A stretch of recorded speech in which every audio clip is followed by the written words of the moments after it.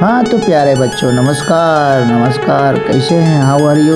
मैं आपका सहयोगी आपको आज सूरदास जी का परिचय पढ़ाने के लिए आ चुका हूँ। आप 10वीं 11वीं 9वीं 12वीं सभी विद्यार्थियों के लिए परिचय बहुत उपयोगी, क्योंकि ये सूरदास जी का परिचय जिनके भी परीक्षाओं में ये परिचय आएगा वो इसको याद करिएगा, क्योंकि इस परिचय में बहुत सारी बातें मैंने नई नई सम्मिलित की हैं, नए नए प्रयोग किए हैं। इस परिचय में मैंने उनके रचनाओं के नाम दिए, उनके गुरु के चित्र दिए, रचनाओं के चित्र दिए, साथ में उनका बहुत कुछ बताने की कोशिश की, जो कि गूढ़ रहस्य वाली चीज़ें वो भी मैंने इसमें बताई हैं। आप इसको देखिए, सीखिए, क्योंकि आपके काम का इसलिए होगा। बड़ा भले ही है, अगर इसको आप छोटा करके करवाता तो आप छोटा है आप भूल जाएंगे, तो फिर कुछ नहीं बचेगा। और बड़ा करवाऊंगा, अगर इसमें से कुछ भूलते भी है तो आपके काम का बच जाएगा। ये इनके गुरु हैं वल्लभाचार्य जी, इनके चित्र दिए हैं।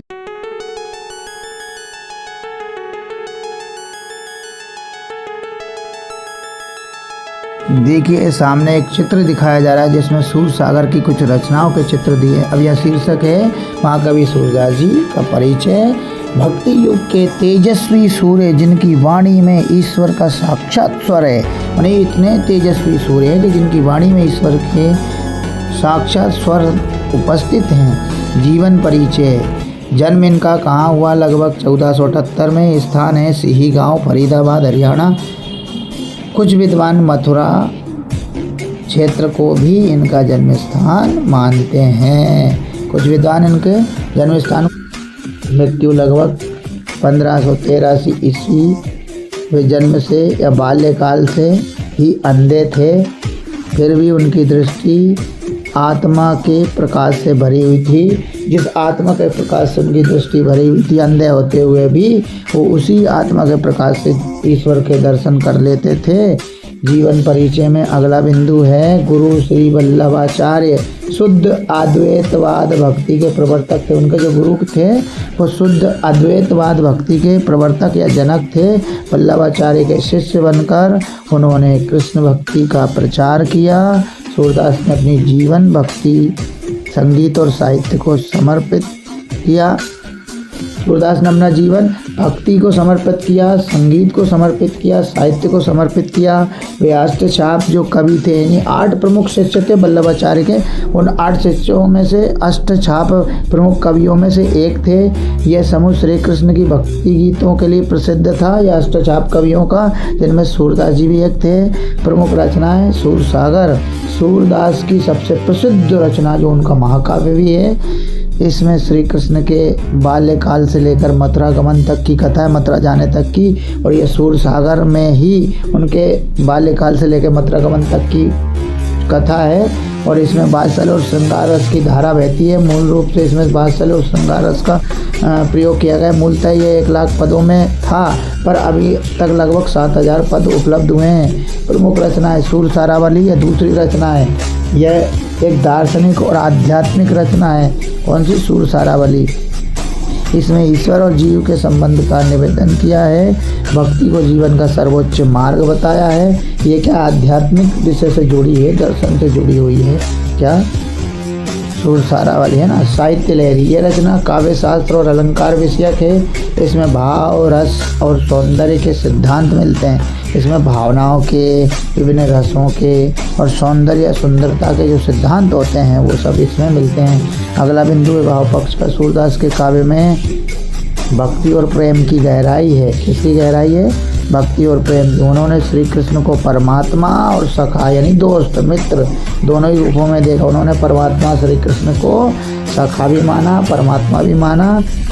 और दोनों पदों में वात्सल्य रस की अद्भुत अभिव्यक्ति हुई है। दोनों रूपों में माँ यशोदा के स्नेह और ममता का जीवंत चित्रण मिलता है। कृष्ण की बाल लीलाएं अत्यंत कोमलता से प्रस्तुत की गई हैं उनके काव्य में। भाव पक्ष का अगला बिंदु सूरदास का प्रेम है। काम यानी बिना इच्छा का, बिना कामना का प्रेम था और आत्मिक प्रेम था।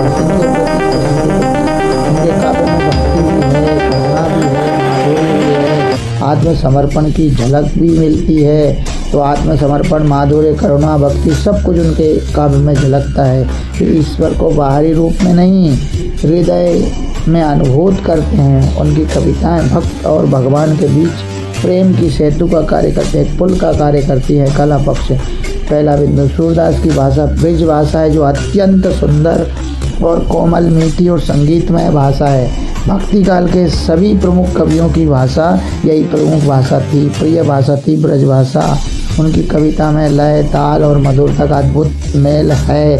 उपमा, रूपक, अनुप्रास, यहाँ तक कि जो है पुनरुक्ति, प्रकाश, अन्य अलंकारों का भी प्रयोग किया है। संवाद और चित्रात्मकता उदाहरण हर पद में मिलते हैं, उनके शब्दों से चित्र जीवंत होते हैं। कला पक्ष का अगला बिंदु, सूरदास के पद गाने योग्य है, यानी गेय पद हैं, गीति काव्य हैं, उनमें संगीत का प्राण है। प्रत्येक पद में भावनाओं का गहरा प्रभाव है।